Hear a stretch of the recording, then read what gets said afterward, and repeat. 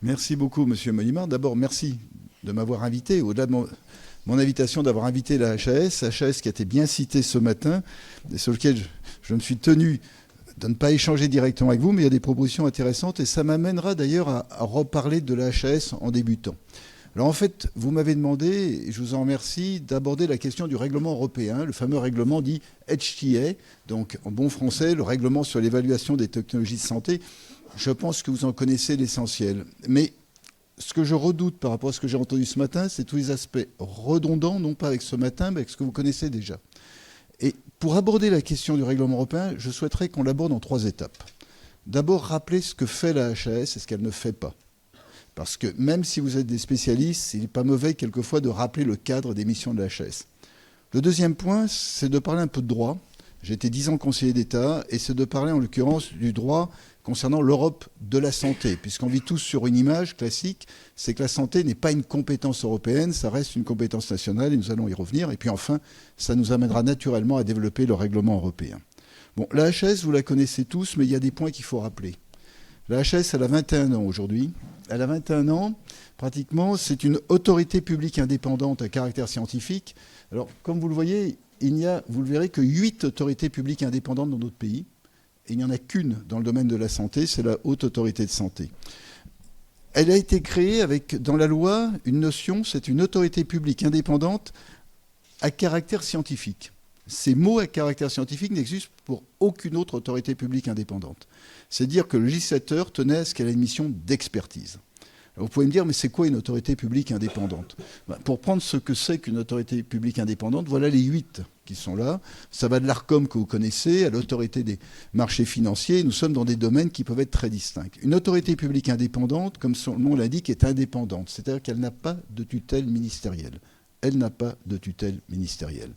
Et donc, le président, à la différence d'une agence sanitaire qui a une tutelle ministérielle, il y a une différence immédiate, c'est que dans une agence sanitaire, il y a un directeur général qui est un homme qui a la fonction exécutive et qui est désigné par le ministre.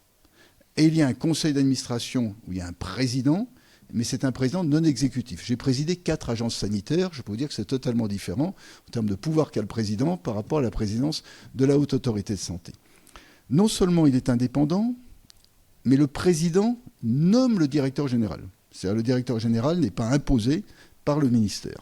Donc cette notion d'indépendance est fondamentale. Et derrière l'indépendance, pour s'assurer, il y a l'irrévocabilité du mandat des membres du collège de la Haute Autorité de Santé. C'est-à-dire que c'est un mandat de 6 ans absolument irrévocable.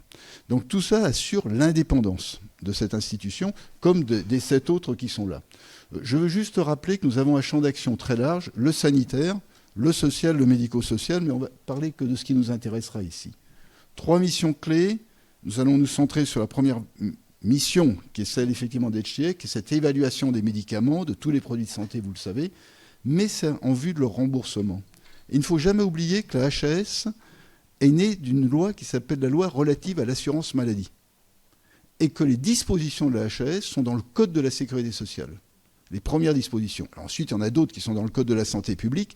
Donc nous sommes là pour évaluer à des fins de remboursement, à des fins d'utilisation le mieux possible, de manière la plus efficiente, des budgets, je veux dire, sociaux dans le domaine de la santé, puisque nous allons non seulement évaluer des médicaments, mais nous allons être amenés à nous prononcer sur des recommandations de bonne pratique qui peuvent amener des parcours, effectivement, qui ne sont plus que des parcours de soins, qui deviennent des parcours de santé, puisque nous allons jusqu'au social et médico-social. Et enfin, nous mesurons la qualité dans les hôpitaux, ce qui est la certification, et nous évaluons, vous savez, les établissements sociaux et médico-sociaux. Ce qui est plus intéressant, à mon sens, c'est de dire quelle est des singularités par rapport aux autres autorités publiques indépendantes. La première singularité, je l'ai dit, elle est à caractère scientifique. La seconde, enfin la deuxième, c'est que c'est le seul organisme d'expertise scientifique avec des missions codifiées dans le Code de la sécurité sociale et non dans le Code de la santé publique, alors que nous œuvrons bien évidemment aussi pour la santé publique. Une autorité publique indépendante sans pouvoir de police. Nous n'avons pas de pouvoir de police. C'est-à-dire que si nous certifions un établissement de santé et que nous disons il ne peut pas être certifié, il est non certifié, tout ce qu'on peut faire au plus, c'est d'informer le ministre, le DG d'ARS, voir si nous voyons des problèmes majeurs, faire un article 40 du Code de procédure pénale, mais nous n'avons pas ces pouvoirs de police en soi. Mais surtout, je voudrais m'arrêter sur le dernier point, c'est un organisme dont les missions sont considérablement accrues. Et d'ailleurs, j'entendais dans vos dernières interventions que vous souhaitiez des missions supplémentaires, la HAS en l'occurrence. Alors, on va donner un exemple simple. Elle est créée en 2004. Aujourd'hui, nous sommes 21 ans après, nous sommes à la 31e version, en 21 ans, de l'article de loi sur les missions. Par ajout de missions. La dernière, c'était en janvier dernier, élaborer les ratios soignants-soignés dans les établissements de santé. Donc vous voyez l'importance que ça représente pour les pouvoirs publics, puisqu'on nous donne beaucoup de missions. Ici, j'observe qu'on nous en donne de nouvelles. C'est-à-dire qu'il y a une attente de ce que peut faire produire cette haute autorité de santé. Alors, qu'est-ce qu'il y a eu comme mission nouvelle ? Ben, il y en a beaucoup qui vous concernent. L'extension à tout ce qui est le médico-économique. Il y a eu l'élargissement des missions sociales, médico-sociales. Il y a eu tout ce qui relève du vaccin, puisque la commission technique des vaccinations a été intégrée. Il y avait d'abord un comité technique des vaccinations au sein du Haut Conseil de santé publique et qui a rejoint la HAS. Et puis il y a évidemment, on parlait indirectement ce matin, tout ce qui est la santé numérique. Donc, 3 valeurs et qu'on a retrouvées dans vos exposés ce matin pour beaucoup d'entre eux, plusieurs d'entre eux. D'abord, nous ne reposons que sur les données de la science. C'est la science. C'est donc uniquement la qualité des données, des essais qui nous sont démontrés, qui nous permettent de conclure. Pas d'argument d'autorité, pas d'opinion, de la science. Le deuxième point, c'est l'indépendance. Je l'ai décrit tout à l'heure. C'est à la fois une indépendance politique, mais c'est une indépendance auprès des industriels, une indépendance totale. Et vous savez que nous sommes très stricts sur la déontologie. Je reparlerai de déontologie tout à l'heure avec le règlement européen. Nous avons des règles déontologiques. Nous avons un déontologue à la HAS, qui est un ancien magistrat judiciaire. Et sachez que chaque semaine, il y a au moins 2 réunions du collège de la HAS. J'ai, pour l'ordre du jour, pour chacun des points, pour chacun des 8 membres du collège, les informations concernant leur DPI, donc leur déclaration publique d'intérêt, savoir sur quel point je peux être amené à demander le déport d'une de ces personnes. C'est extrêmement exigeant. Et puis, c'est la transparence. Vous pouvez avoir accès à tout ce que nous faisons. C'est enregistré, il y a des transcriptions, il y a de la sténotypie. C'est un principe fondamental et qui est logique dans une autorité indépendante. Donc voilà ce qu'est la HAS aujourd'hui. Alors, un mot avant de parler de l'Europe de la santé. On a parlé ici de la commission de la transparence, on a parlé ici de la CNEDIMS, qui sont des commissions dites réglementées, car après la loi, il y a des décrets qui encadrent ces commissions. Il se trouve qu'il y avait dans la loi de 2004 une petite phrase qui était « les attributions des commissions peuvent être exercées par le collège de la HAS ». Ce qui veut dire qu'en d'autres termes, le collège pouvait s'emparer d'un dossier, indépendamment de la commission de la transparence ou de la CNEDIMS, elle pouvait l'évaluer. Cette phrase a été supprimée par l'ordonnance de 2017 à la demande de la présidente de l'époque de la HAS, qui était Agnès Buzyn, donc avant qu'elle ne devienne ministre.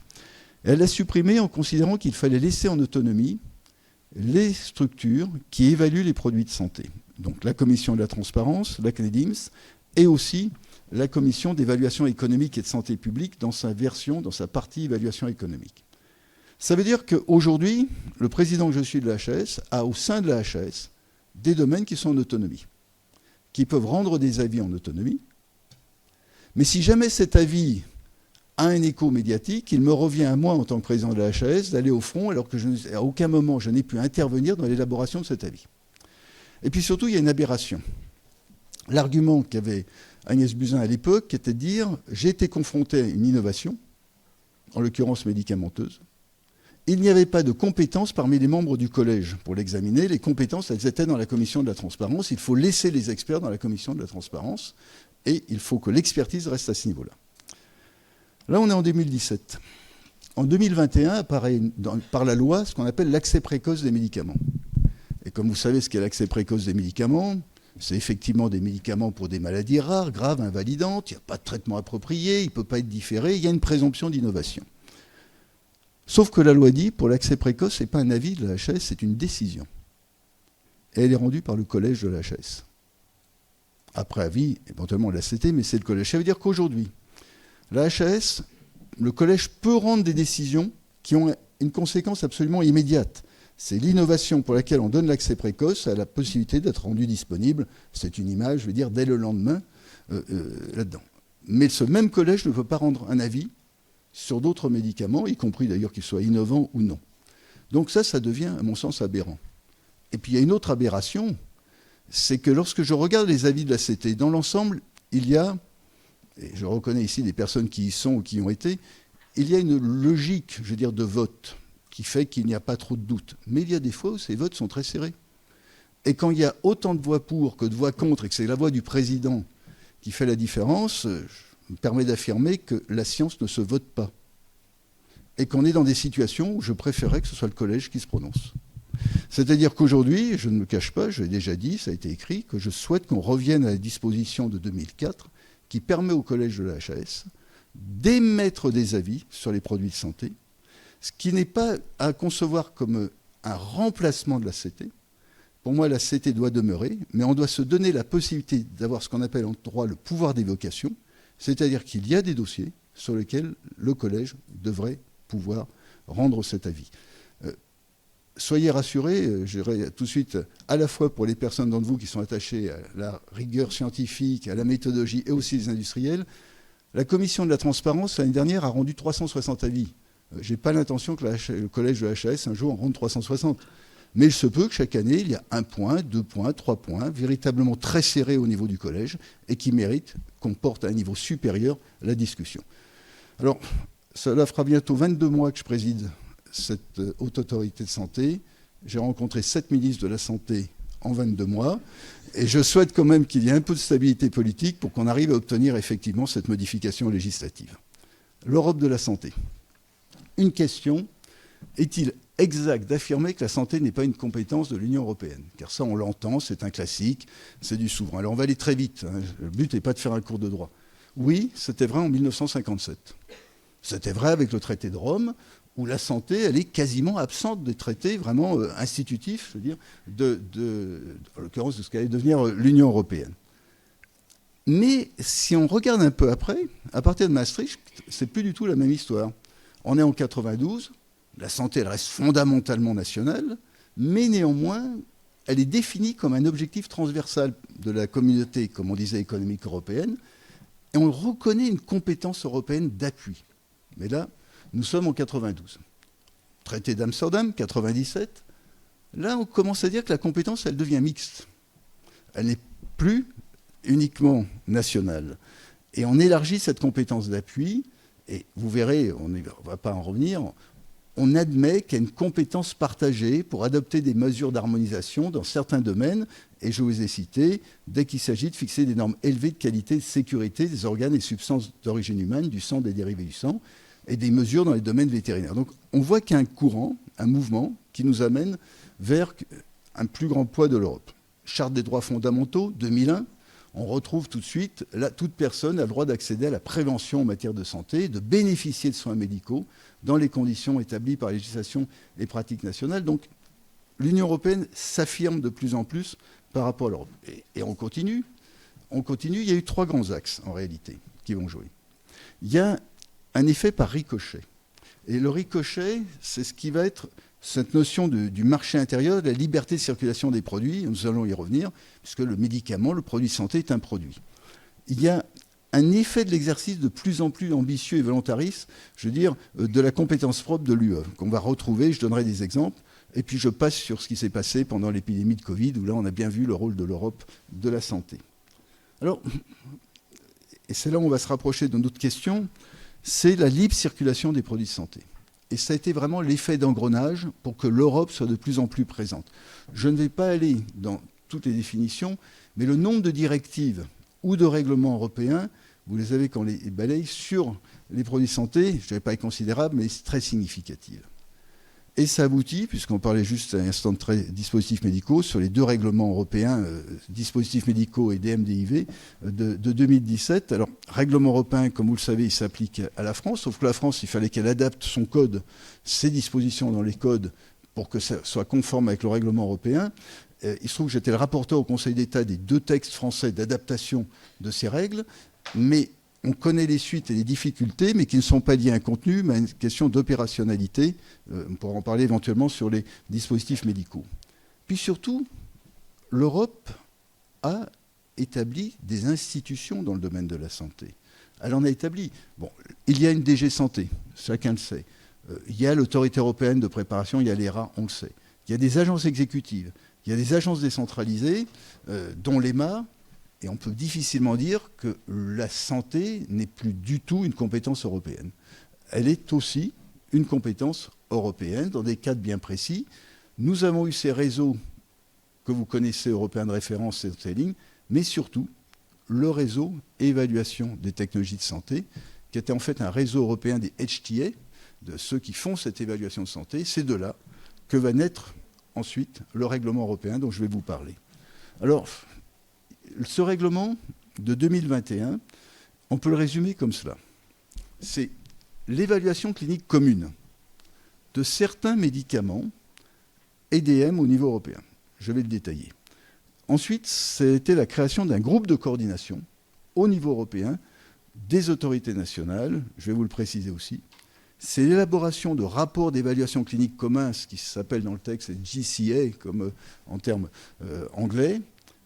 Et c'est aussi une possibilité pour les entreprises de demander des consultations scientifiques en amont du dossier. Alors, je pourrais à la limite m'arrêter là. Ça, c'est le règlement européen. Mais on va néanmoins le développer juste sur ces parties-là. Alors, je vous l'ai dit, il y avait eu un réseau qui s'appelait le réseau ENETA, que j'imagine plusieurs d'entre vous ont bien connu. Et c'était un réseau volontaire de structures européennes qui avait pour but effectivement de mettre en commun et de se coordonner pour des évaluations communes de médicaments. Vous voyez que le nombre n'est pas négligeable. Il y a eu 23 évaluations conjointes, 38 évaluations scientifiques pendant la période donc, de 2005 à 2023. En réalité, le règlement européen, c'est que l'étape d'après. C'est comment, à partir d'un État, on a pu inscrire dans les textes européens un règlement pour expliquer ce qui relève de l'évaluation des technologies de santé. Alors, continuons. À gauche, là, vous avez le règlement européen. Ce règlement européen, il nous permet, comme il est écrit, d'offrir un cadre de coopération pour l'évaluation des technologies de santé afin de faciliter l'accès des patients de l'UE aux technologies de santé innovantes en renforçant et en harmonisant les évaluations de ces technologies et en faisant un meilleur usage des ressources disponibles grâce à des travaux conjoints entre les États membres, mais les États membres restent responsables des conclusions sur la valeur ajoutée et leur accès au remboursement et leur tarification. Vous avez là totalement l'esprit du système. Le but, c'est que nous ayons des évaluations scientifiques communes au niveau européen. Communes. 2, cela permet d'harmoniser effectivement nos pratiques et surtout, au plus haut niveau de qualité, permet pour certains États membres de l'Union européenne de rejoindre plus facilement ce niveau d'exigence et de qualité dans l'évaluation. Mais il y a des étapes qui vont rester forcément à un niveau national parce qu'il n'y a pas la compétence européenne pour ces étapes-là. Et donc, si on veut simplifier, et vous le savez mieux que tout autre, il y a 2 étapes. Il y a une étape qui est analyse scientifique des données probantes, c'est-à-dire présentation du dossier par les industriels, et là, c'est une analyse purement scientifique. Elle devient européenne. Et il y a une seconde étape, qui est l'évaluation à des fins de remboursement, selon les critères de chaque pays. Et là, c'est ce qu'on fera en France avec la Commission de la Transparence, puis la CNEDIMS quand ça concernera le DM. Et là, ça reste au niveau national. Mais c'est très lourd de conséquences, que ce genre de phrase. Parce que chaque pays a d'autres critères, et notamment d'autres critères de remboursement. Ce qui veut dire qu'il faut que l'évaluation scientifique commune soit commune aux 27 États membres de l'Union européenne. Et donc répondre qu'on puisse trouver dedans l'ensemble des informations attendues par les 27 États membres, afin d'éviter que l'industriel ait à déposer 27 dossiers. Il n'en dépose qu'un, au départ, européen, et il y aura dans la réponse de l'évaluation l'ensemble de ce qui est attendu pour les 27 pays. Ce qui veut dire que ça va être un travail plus important, par définition, je veux dire quantitativement. Mais on va revenir là-dessus. Derrière, il y a des décrets d'application, ce qu'on appelle en droit européen des actes d'exécution. Il y en a 6 de prévus, 4 ont déjà été pris, et fort heureusement, puisque ce décret rentrait véritablement, je ne dirais pas en application, plutôt le début de la mise en œuvre, c'est le 12 janvier 2025, c'est-à-dire depuis 2 mois et demi. Bien, on continue. D'abord, l'enjeu, c'est comme je dis, l'industriel ne doit plus déposer dans 27 États membres son dossier, il y en a un seul, centralisé au début. Attention, il devra déposer un dossier pour la demande de remboursement pour chaque pays. Mais pour l'évaluation, ce sera un dossier unique, l'évaluation scientifique européenne. Donc, ça réduit la duplication, ça produit des rapports cliniques de haute qualité, Et puis, on continue à faire avancer l'Europe de la santé au travers, en l'occurrence, de ces évaluations-là. Alors, 4 domaines. Il va y avoir les évaluations cliniques communes, de la science. Des évaluations cliniques, des consultations scientifiques communes. Ça, c'est l'industriel qui peut demander à un moment donné, moi, je voudrais, c'est comme dans l'esprit d'une rencontre précoce, discuter avec vous par rapport au dossier que je vais être amené à déposer. Je fais la comparaison avec la rencontre précoce. Il y a l'identification des technologies de santé émergentes. Ça, c'est pour le rapport annuel, qui est un groupe de réflexion au niveau européen.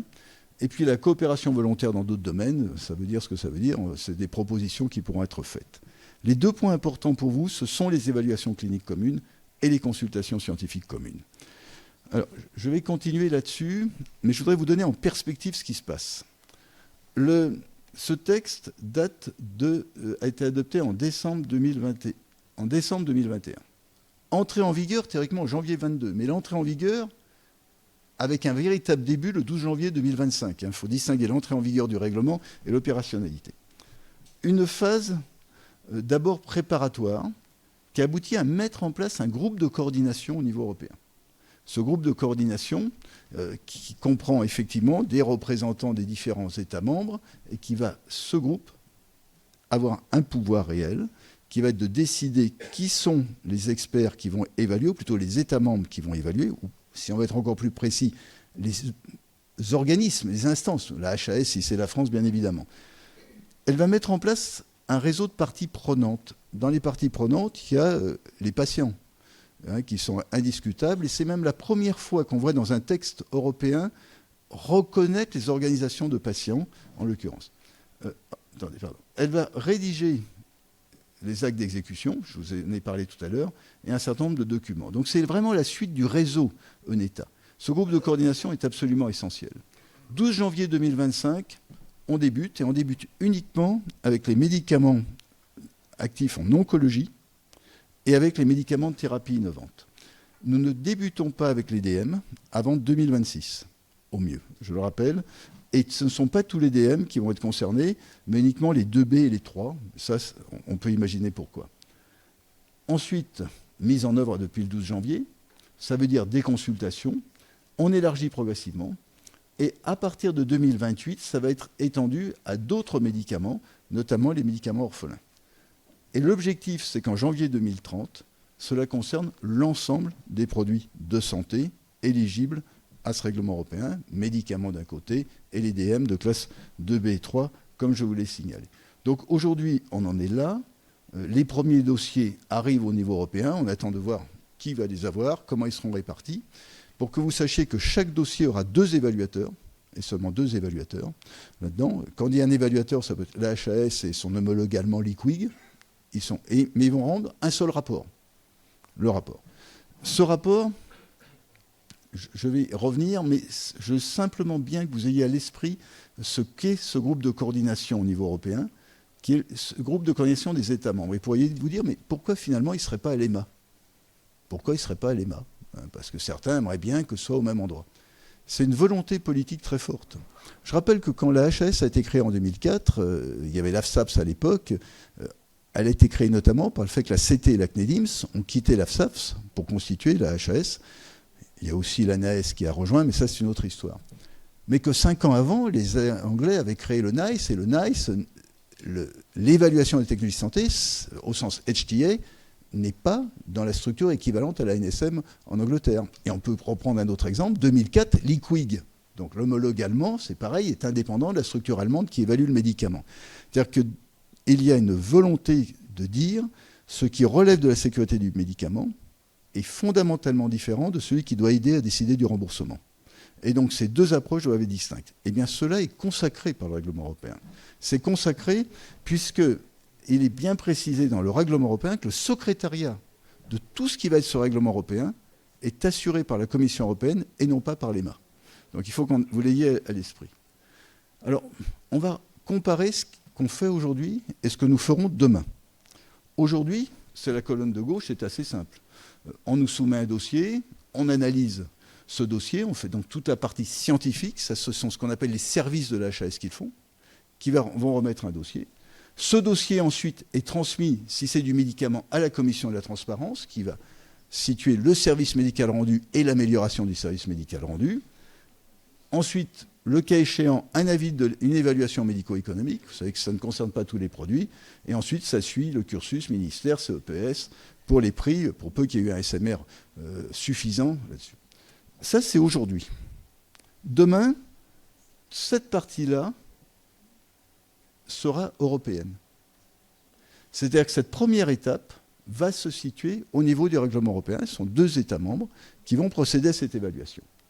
Mais une fois qu'ils l'auront faite, le reste ne change pas.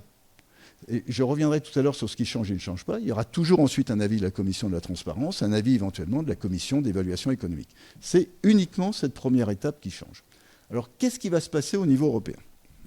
Au niveau européen, il va falloir définir d'abord les PICO. Vous connaissez les PICO, je veux dire, et ça, c'est le groupe de coordination qui va décider population, intervention, comparateur, résultat. Bien. La difficulté, c'est quand on raisonne pour 27 États membres, on peut avoir beaucoup de PICO.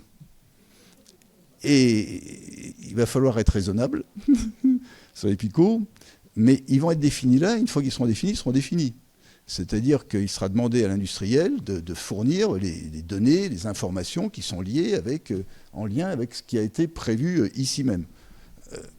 On est en droit d'espérer quand même que ce ne soit pas si compliqué que ça, condition, je redis, d'être raisonnable sur le nombre de picots là-dedans. Derrière, il y aura un travail donc confié, comme je vous le dis, aux 2 autorités nationales, un rapport qui sera approuvé par le groupe de coordination.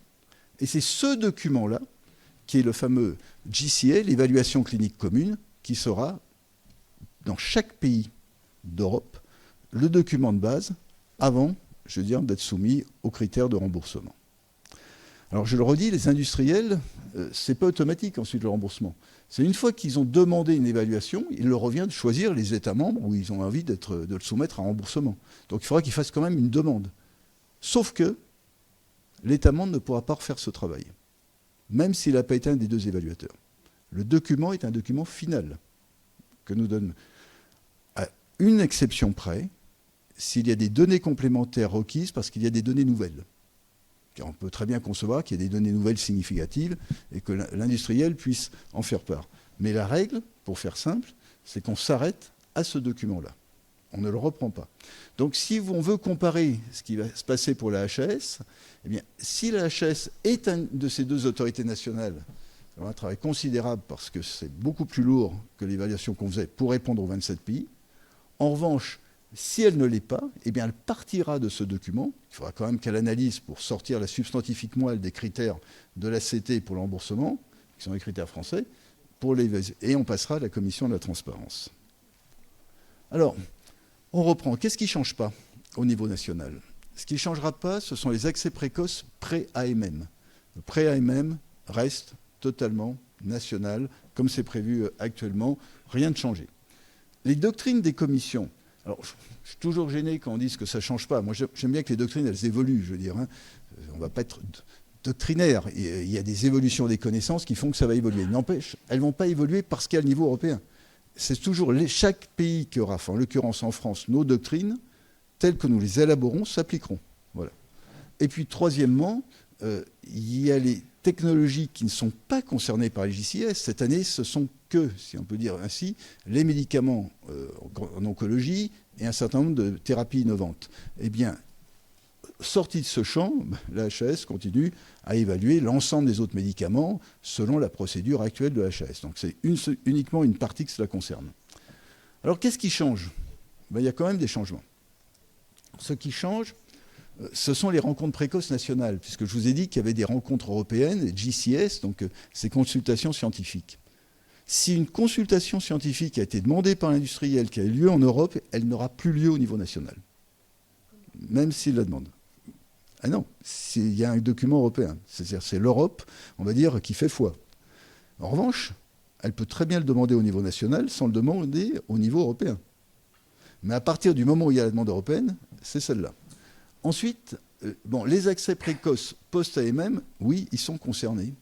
Ils sont concernés parce que ce sont des médicaments qui vont rentrer dans le cursus européen Et donc, il faudra qu'on reprenne en compte le GCA européen. C'est-à-dire on n'aura pas une autre procédure que l'accès précoce tel qu'il est aujourd'hui. Il faut vraiment être conscient de cet aspect-là. Mais ça a aussi une conséquence, c'est que le règlement européen ne l'écrit pas, mais sous-entend le « dites-le une seule fois ».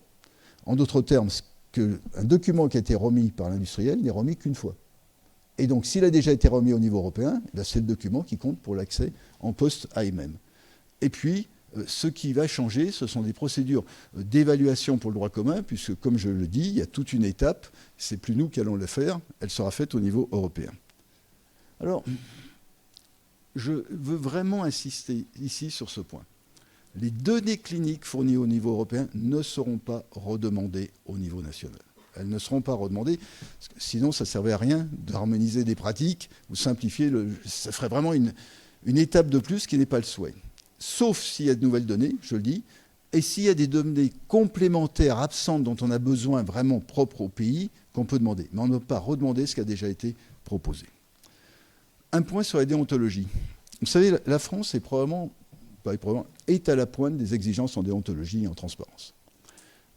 Et là, il nous paraissait essentiel que des règles déontologiques fortes apparaissent dans le texte. Donc il y a un acte d'exécution, comme un décret, sur la déontologie. Je peux vous garantir que la France a été extrêmement active sur la rédaction de ce texte. Et là, je voudrais en remercier aussi la DGS qui a participé et les personnes de la HAS qui l'ont fait. Donc, sachez qu'il y a un règlement européen et que l'enjeu, maintenant, c'est d'avoir un modèle de déclaration publique d'intérêt qui devienne une déclaration européenne là-dedans, hein, et qui précise qui peut et qui ne peut pas participer à des travaux communs. Alors, j'ai essayé, en un temps assez court, Président, d'essayer de vous exposer ce qu'était ce règlement européen. Moi, je suis à votre disposition si vous voulez qu'on échange dessus à présent. Merci à vous tous.